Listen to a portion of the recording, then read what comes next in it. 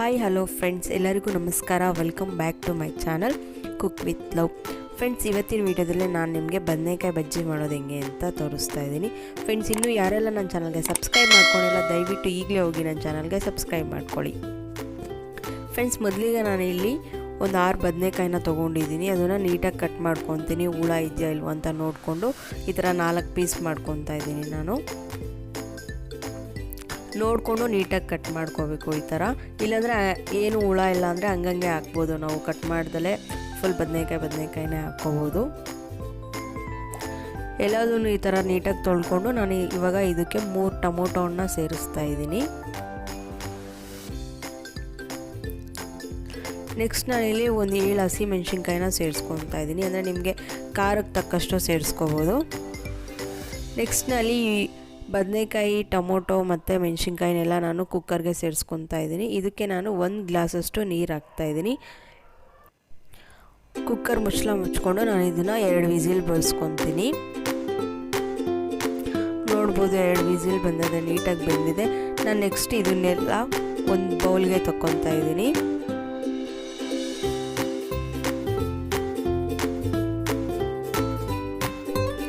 ನೀವು ಬೌಲ್ಗೆ ತೊಗೊಂಡಿದ್ದಂಗೆ ಅದನ್ನು ನೀರೆಲ್ಲ ಬೇರೆ ಬೌಲ್ಗೆ ಹಾಕ್ಬಿಟ್ಟು ಬೇಕಾದರೆ ಅದರಲ್ಲೇ ನಾವು ಮಸ್ಕೋಬೋದು.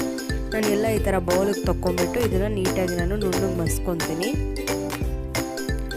ನಿಮಗೆ ಖಾರ ಏನಾದರೂ ಜಾಸ್ತಿ ಆಗುತ್ತೆ ಅಂತ ಏನಾದರೂ ಗೊತ್ತಾದರೆ 1-2 ಮೆಣಸಿನ್ಕಾಯಿನ ತೆಗ್ದಿಟ್ಬಿಟ್ಟು ಆಮೇಲೆ ಏನಾದರೂ ಖಾರ ಹೆಚ್ಚು ಕಡಿಮೆ ಬೇಕು, ಇನ್ನೂ ಸ್ವಲ್ಪ ಬೇಕು ಅಂದರೆ ಬೇಕಾದರೆ ಆ 2 ಮೆಣಸಿನ್ಕಾಯಿನೂ ಹಾಕ್ಕೋಬೋದು.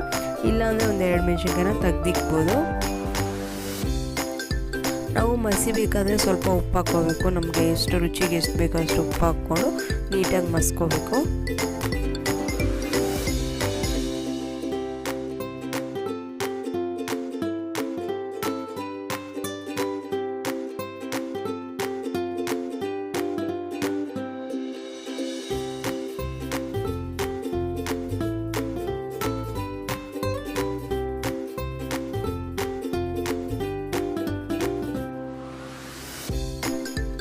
ನೆಕ್ಸ್ಟ್ ನಾನಿಲ್ಲಿ ಸ್ವಲ್ಪ ಕೊತ್ತಂಬರಿ ಸೊಪ್ಪನ್ನ ಹಾಕ್ಕೊಂಡು ಸಮೇತ ಮಸ್ಕೊತೀನಿ.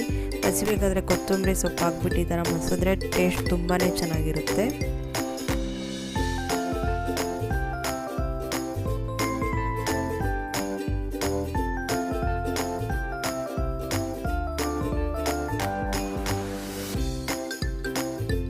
ಫ್ರೆಂಡ್ಸ್, ನೋಡ್ಬೋದು ಈ ಕನ್ಸಿಸ್ಟೆನ್ಸಿಲಿ ಇದ್ದರೆ ಸಾಕು. ನೆಕ್ಸ್ಟ್ ನಾನು ಇದಕ್ಕೆ ಇವಾಗ ಒಗ್ಗರಣೆ ಕೊಡ್ತಾ ಇದ್ದೀನಿ. ಒಂದು ಪ್ಯಾನ್ಗೆ ನಾನು 1 2 ಸ್ಪೂನಷ್ಟು ಆಯಿಲ್ ಹಾಕ್ಕೊತಾ ಇದ್ದೀನಿ.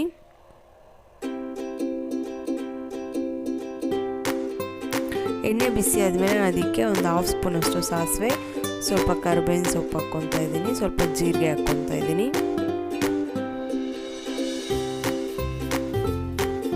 ಇದು ಸ್ವಲ್ಪ ಫ್ರೈ ಆದಮೇಲೆ ನಾನು ಒಂದು ಈರುಳ್ಳಿನ ಕಟ್ ಮಾಡಿ ಇಟ್ಕೊಂಡು ಹಾಕ್ಕೊತಾ ಇದ್ದೀನಿ.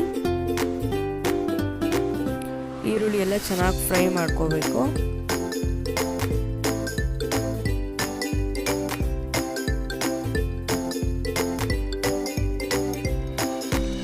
ಈರುಳ್ಳಿ ಇಷ್ಟು ಫ್ರೈ ಆದಮೇಲೆ ಸಾಕು. ನಾನು ಇವಾಗ ಮಸ್ತ್ ಇಟ್ಕೊಂಡಿರೋ ಬದನೆಕಾಯಿ ಬಜ್ಜಿನ ಇದಕ್ಕೆ ಸೇರಿಸ್ಕೊಂಡು 1 ನಿಮಿಷ ಅಷ್ಟು ನಾನು ಇದನ್ನು ಬೇಯಿಸ್ಕೊತೀನಿ. ಫ್ರೆಂಡ್ಸ್, ಇಷ್ಟೇ ಸಿಂಪಲ್ಲಾಗಿ ನಾವು 10 ಮಿನಿಟ್ಸಲ್ಲೆಲ್ಲ ಮಾಡ್ಕೊಂಡ್ಬಿಡ್ಬೋದು ಈ ರೆಸಿಪಿ. ಇದು ಪ್ಲೇನ್ ಪೊಂಗಲ್ ಆಗಿ ಜೊತೆ ಇದನ್ನು ಸರ್ವ್ ಮಾಡಿದ್ರೆ ತುಂಬಾ ಚೆನ್ನಾಗಿರುತ್ತೆ. ಫ್ರೆಂಡ್ಸ್, ಇನ್ನೂ ಯಾರೆಲ್ಲ ನನ್ನ ಚಾನಲ್ಗೆ ಸಬ್ಸ್ಕ್ರೈಬ್ ಮಾಡ್ಕೊಂಡಿರೋ ದಯವಿಟ್ಟು ಸಬ್ಸ್ಕ್ರೈಬ್ ಮಾಡ್ಕೊಳ್ಳಿ. ಪ್ಲೀಸ್ ಸಪೋರ್ಟ್ ಮಾಡಿ. ನಿಮ್ಗೇನಾದರೂ ಈ ವಿಡಿಯೋ ಇಷ್ಟ ಆಗಿದ್ರೆ ಲೈಕ್ ಮಾಡಿ, ಶೇರ್ ಮಾಡಿ, ಕಮೆಂಟ್ ಮಾಡಿ. Thank you for watching.